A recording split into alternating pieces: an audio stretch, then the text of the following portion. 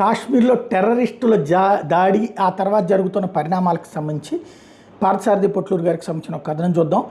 దక్షిణ కాశ్మీర్లోని పహల్గామ్లోని బైసరన్ హిల్ స్టేషన్లో 6 ఉగ్రవాదులు జరిపిన కాల్పుల్లో 26 మంది పర్యాటకులు మరణించారు. బైసరన్ అనేది మినీ స్విట్జర్లాండ్గా పిలుస్తారు. ట్రెక్కింగ్ చేసే వాళ్ళకి అనువైన ప్రదేశం. పర్యాటకులు ఆనందంగా సేద తీరుతున్న వేళ 6 ఉగ్రవాదులు చుట్టుముట్టి పేర్లు అడిగి హిందువులను తేల్చుకున్నాక కాల్చి చంపారు. కల్మా చెప్పమని అడిగారు. కోర్స్ లక్ష్యం ఒకటే, మతం పేరుతో విడదీసి కాశ్మీర్ వేరు చేయాలని. ఉగ్రవాదులు 15 నిమిషాల పాటు విచ్చలవిడిగా తిరుగుతూ మారణహోమం సృష్టించారు. బైసరన్ పర్యాటకంగా ప్రసిద్ధి చెందిన ప్రదేశం. మరి పోలీస్ అవుట్ పోస్ట్ ఎందుకు లేదు అక్కడ? ఉగ్రవాదుల సంగతి పక్కన పెడితే ఆకతాయిలు దొంగల కోసమైనా పోలీస్ అవుట్ పోస్ట్ ఉండాలి కదా. సైనిక చెక్ పోస్ట్ ఉన్న 15 నిమిషాల పాటు ఉగ్రవాదులు అక్కడ ఉండేవారు కాదు. మహా అయితే దూరం నుండి కాల్పులు జరిపి అడవుల్లోకి పారిపోయేవాడు. పోలీస్ సైనిక చెక్ పోస్ట్ ఉన్నట్టు 15 నిమిషాల పాటు హత్యాకాండ చేసేవారు కాదు. 6 ఉగ్రవాదులలో 4 పాకిస్తాన్కి చెందిన వాళ్ళు కాగా 2 కాశ్మీర్ స్థానికులు. హమాస్ తరహాలో దాడి జరిగింది.